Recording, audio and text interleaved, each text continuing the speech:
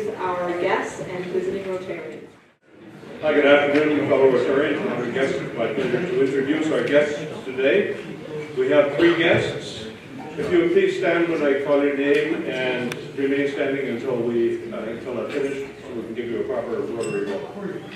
We have our guest speakers, Patricia Chestnut from the Victoria Reed Society, and with Tricia is Barb Newton, also from the Victoria Reed Society, and we have Eric Hahn, who's a guest of Holly Z. Would you please give them a proper welcome? I'd now like to ask Steve Wallace to introduce our guest speaker today. Thank you, President Ellie. We wanted to say thank you very much for filling this speaking spot, because we did have a cancellation, and the Reed Society was very gracious in being here on short notice. So both of the proponents and visitors have been introduced. The executive director, Tricia Chestnut, is here to address us. And fewer people go to jail if they can read. More people get jobs if they can read. And it keeps people out of poverty if they can read. Thank you for being here with short notice. Tricia is the executive director, and I'm introducing you now to our Rotary Club, having been in operation for more than 100 years.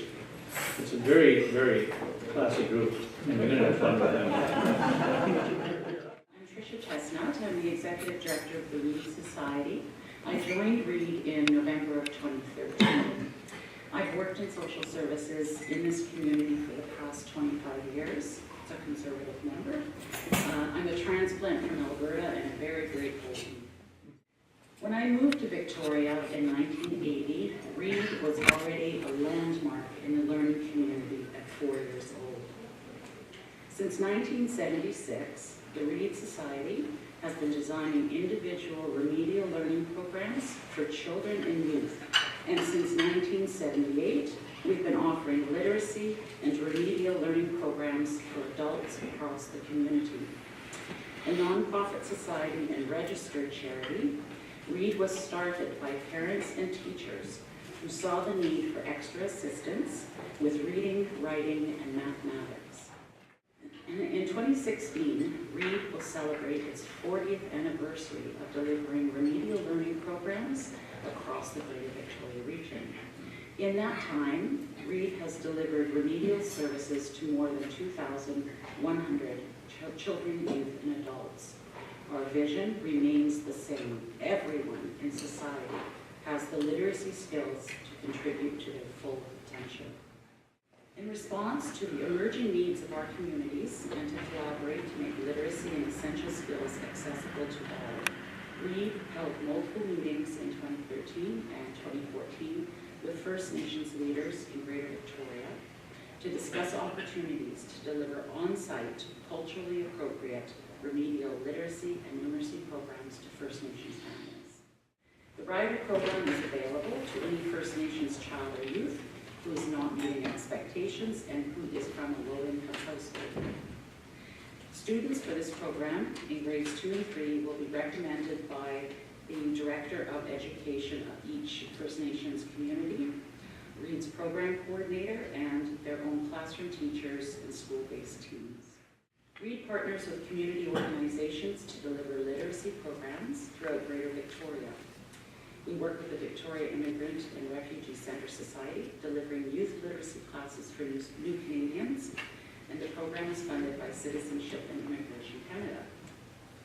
In partnership with the Saanich Adult Education Centre and UVic, the digital photography program teaches First Nations adult students how to use digital photography as a tool for expression and literacy, and to also provide an opportunity to enrich their lives through art.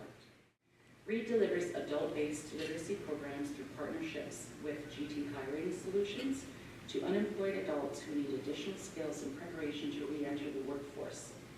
Reed is also steward for the Victoria Literacy Outreach Coordinator, funded through Dakota Literacy Solutions, formerly Literacy BC.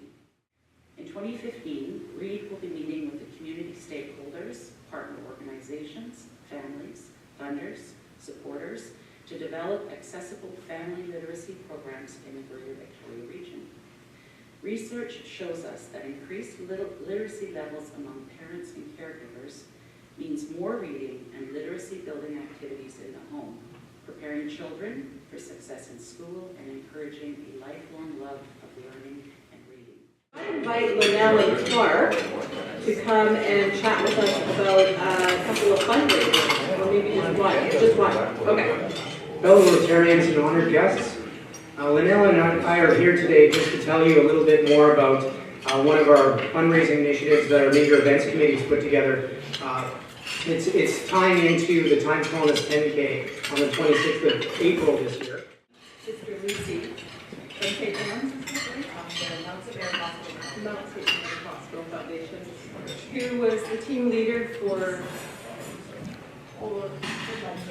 Good Life Fitness for a number of years. And she went out and got sponsorship for the event and raised over $9,000 by herself. I've signed up for a 5K clinic, and so you start off with a learn to run, move up to 5K, move up to 10K. This is an opportunity to get healthy and raise money and have fellowship and love it and have fun. Yeah. Okay, Patrick Hunt. It is the 28th of March, which is a Saturday night at 6 p.m. It'll be at the Royal Canadian Legion in Esquimalt on Evans Road. It's $75 ticket, $40 tax receipt. Happy birthday, dear Rotarian. Happy birthday to you.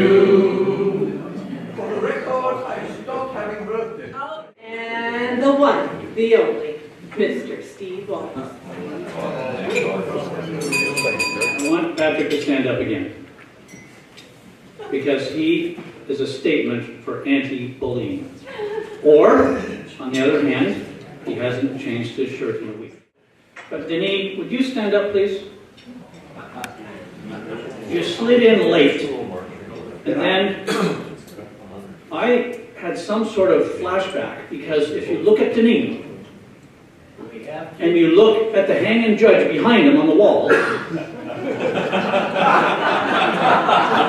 we have two judges here today, and we don't need a third. And Alex McKenzie. No, Alex, look this way, please.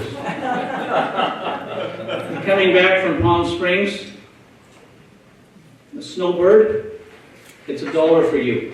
You're late, I've been back 2 weeks. Okay, well, that's $2 then. Thank you. $2.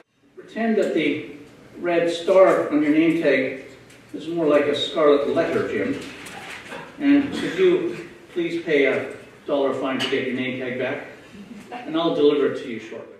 To go around the room one more time, if anyone here is not identifiable as a Rotarian, and the president is exempt, just, Ali, stand up. Have you ever seen anyone look better than that? I haven't. So you're exempt. Here, take Jim's name tag. You're exempt. Okay. So if you are not identifiable as a Rotarian, all the people with red stars are exempt. All the guests are exempt. And everyone at my table is exempt. So if you look around, Gus, do you see anyone who's not identifiable as a Rotarian today? Thank you very much for doing your job, Gus. All right, well, that was an excellent meeting. Thank you so much, Tricia and Barb. Really great presentation, great work that you're doing. And could we all stand for the Queen?